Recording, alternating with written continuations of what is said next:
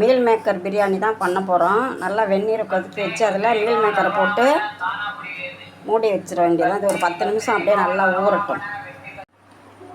ஒரு குக்கர் தான் இப்போ வச்சுருக்கிறேன். இதில் வந்துட்டு 3 ஸ்பூன் எண்ணெய் விட்டுருக்கேன். ஒரு 4 ஏலக்காய், ஒரு 5-6 கிராம்பு, 2 துண்டு பட்டை, 2 பிரியாணி இலை. இதுமாரி பட்டை சமயத்தில் வெடிக்கும்ட்டு தான் டக்குன்னு என்ன பண்ணணும், ஃபஸ்ட்டே வெங்காயத்தை போட்டுடணும். வெங்காயத்தை போட்டுட்டு திரும்ப நம்ம போட்டோம்னா அந்த கிராம்பு வெடிக்காது. வெங்காயம் நல்லா வதங்கிட்டு மீடியம் சைஸில் ஒரு 3 வெங்காயம் கட் பண்ணியிருக்கேன். நான் வந்து 1/2 கிலோ அரிசி தான் பிரியாணி அரிசி எடுத்துருக்கிறேன், பாஸ்மதி ரைஸு. நல்லா வெங்காயம் வதங்கிட்டு வெங்காயம் நல்லா வதங்கிட்டு இதுமாரி நல்லா வதங்கினா தான் பிரியாணியே வந்து டேஸ்ட்டாக இருக்கும். இப்போ வந்து தக்காளி போட்டுக்கலாம். அதே மீடியம் சைஸ் தக்காளி ஒரு 3 கட் பண்ணி வச்சுருக்கேன். இது கூட கொஞ்சம் மல்லித்தழை, கொஞ்சம் புதினா,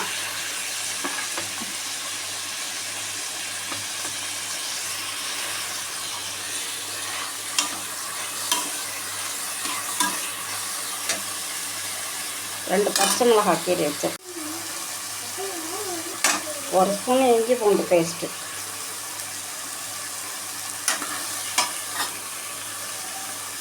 நல்லா வதங்கணும். தக்காளி நல்லா வதங்கணும். இப்போது ஒரு 100 ml தயிர் ஊற்றிக்கிறோம். தயிர் ஊற்றி செய்யும்போது சாப்பாடு நல்லா சாஃப்டாக இருக்கும்.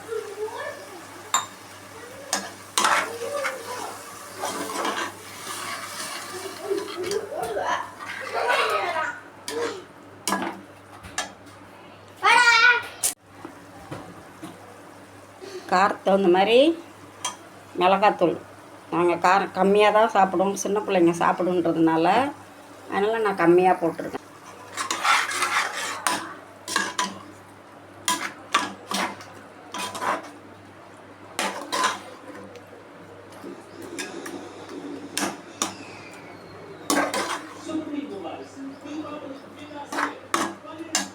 இதோட மீல் மேக்கர் வந்து ஊற வச்சதை, வெந்நீரில் ஊற வச்சதை நல்லா புழிஞ்சு வச்சுருக்கிறேன்.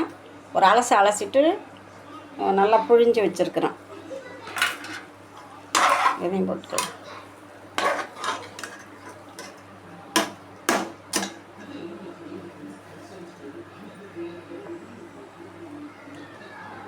இப்போ கொஞ்சமாக நான் உப்பு போட்டுக்கிறேன். அப்புறம் தண்ணி ஊற்றும்போது இன்னும் கொஞ்சம் உப்பு போட்டுக்கலாம். இது அப்படியே கொஞ்சம் சிம்மில் வச்சு 5 நிமிஷம் மூடி வைப்போம்.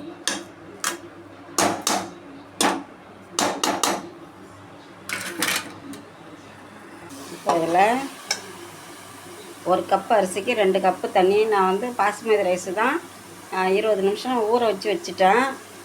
இந்த கிண்ணத்தில் தான் நான் அரிசி 1 கிண்ணம் எடுத்தேன். இதே கிண்ணத்தில் 2 கிண்ணம் தண்ணி ஊற்றிக்கிறேன். அரிசி கம்மியாக செய்யும்போது சின்ன அடுப்பில் வச்சுக்கணும், பெரிய அடுப்பில் வச்சு செய்யக்கூடாது.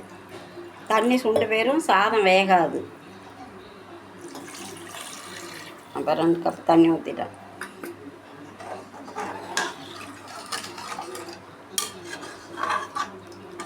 உப்பு காரமெல்லாம் செக் பண்ணிவிட்டு பத்தலைன்னா போட்டுக்கலாம். தண்ணி நல்லா கொதிக்கட்டும். நான் வந்து குக்கர் வந்து விசில் வச்சு வேக போட போகிறதில்ல, தம்மில் தான் போட போகிறேன். என்னால் இதை மூடி வச்சிடும். தண்ணி கொதிக்கட்டும்.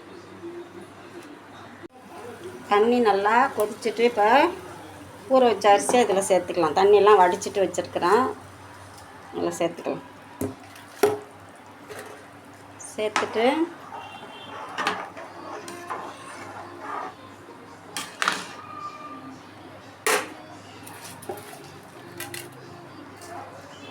திரும்பவும் மூடி வச்சு நல்லா கொஞ்சம் கொதிக்கணும்.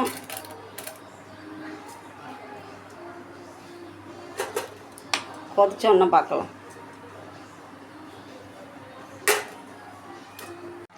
பாருங்கள், அரிசியும் தண்ணி ஒன்றா இருக்கிற மாதிரி இருக்குது பாருங்கள். மேலே அரிசி அப்படியே தெரியுதா, தண்ணி அதுவும் ஒன்றா சமமாக இருக்குது. இப்போ என்ன பண்ணணும், அப்படியே அடுப்பை சிம்மில் வச்சுட்டு மூடி போட்டு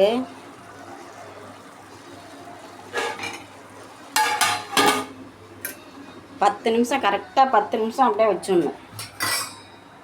மேலே கொஞ்சம் வெயிட்டு ஸ்டீம் போகாமல் இருக்கிறதுக்காக தண்ணி ஊற்றி வச்சுருக்கோம் ஒரு பாத்திரத்தில். அடுப்பை சிம்மில் வச்சாச்சு. 10 நிமிஷம், கரெக்டாக 10 நிமிஷம் கழிச்சு பார்க்கலாம்.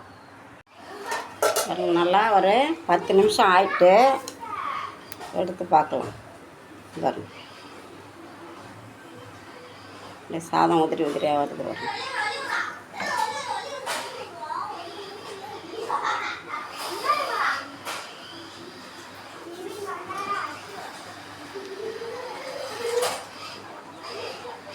நல்லா பொலன்னு இருக்குது பாருங்க.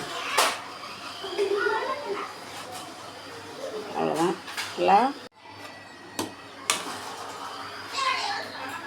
நான் இதில் வந்துட்டு லெமன் ஜூஸ் ஒரு 4 ட்ராப்ஸில் கொஞ்சமாக ஃபுட் கலர் சேர்த்துருக்கேன். உங்களுக்கு வேணுன்னா சேருங்க, இல்லைன்னா விட்டுருங்க. இது சாப்பாடு அப்படியே கிளறும் போது கொஞ்சம் இடையில கலராக இருக்கும்.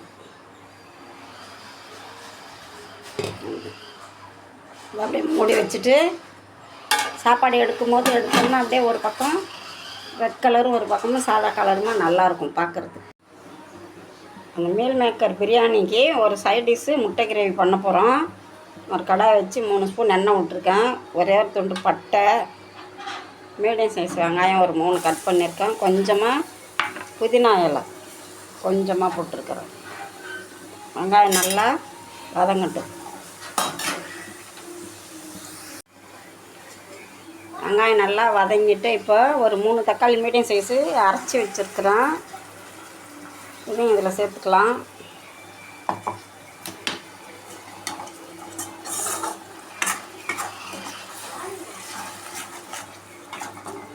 இதில் இப்போ ஒரு ஸ்பூன் கரம் மசாலா, ஒரு ஸ்பூன் சிக்கன் மசாலா, ஒரு ஸ்பூன் மல்லித்தூள், காரத்துக்கு தகுந்த மாதிரி மிளகாத்தூள் போட்டுக்கணும். ஒரு 1/2 ஸ்பூன் ஜீரகத்தூள், மஞ்சத்தூள் எல்லாம் போட்டு நல்லா வதக்கணும். இந்த பச்சை வாசனை போகிற வரைக்கும் நல்லா கொஞ்சமாக கருவேப்பிலை, கொஞ்சமாக தண்ணி ஊற்றி நல்லா அந்த பச்சை வாசனை போகிற வரைக்கும் நல்லா வதங்கட்டும்.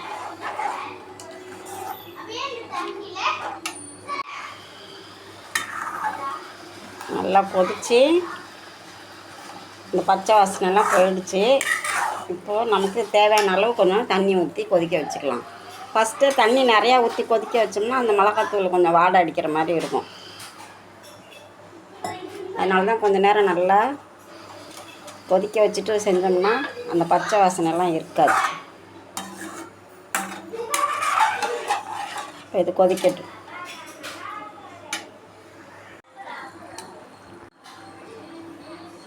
இஞ்சி பூண்டு நல்லா பச்சை வாசனை போயிட்டு இப்போ 3 முட்டை அப்படியே 3 இதாக கட் பண்ணி வச்சுருக்கிறேன். சின்ன சின்ன பீஸாக கட் பண்ணி வச்சுருக்கேன். இதை அப்படியே இதில் போட்டுடலாம்.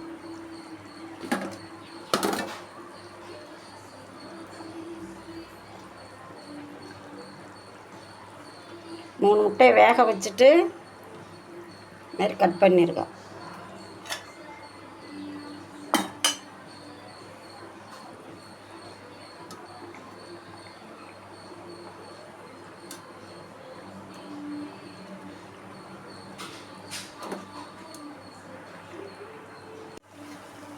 ஒரு முட்டை கிரேவி ரெடி ஆகிட்டு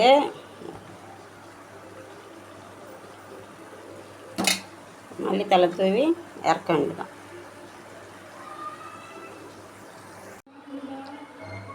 மீல் மேக்கர் பிரியாணியும் ஒரு முட்டை கிரேவியும் பண்ணியிருக்கிறோம். ரெண்டும் சேர்த்து சாப்பிடும்போது காம்பினேஷன் சூப்பராக இருக்கும். ட்ரை பண்ணி பாருங்கள். லைக் பண்ணுங்கள், ஷேர் பண்ணுங்கள், கமெண்ட் பண்ணுங்கள்.